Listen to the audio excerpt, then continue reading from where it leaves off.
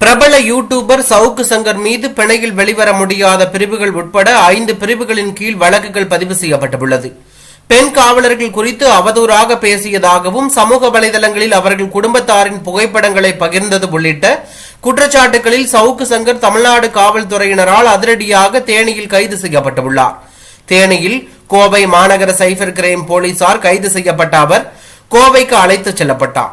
இந்நிலையில் காவல்துறை அதிகாரிகள் பெண் காவலர்கள் குறித்து சமூக வலைதளங்களில் அவதூறு பரப்பியதாக யூடியூபர் சவுக்கு சங்கர் தேனியில் கைது செய்யப்பட்டுள்ளார். பிணையில் வெளிவர முடியாத உள்ளிட்ட 5 பிரிவுகளின் கீழ் கோவை மாநகர சைபர் கிரைம் போலீசார் வழக்கு பதிவு செய்துள்ளதாக தகவல் வெளியாகி தற்போது அரசியல் வட்டாரத்தில் பெரும் பரபரப்பையும் அதிர்ச்சியும் ஏற்படுத்தியுள்ளது.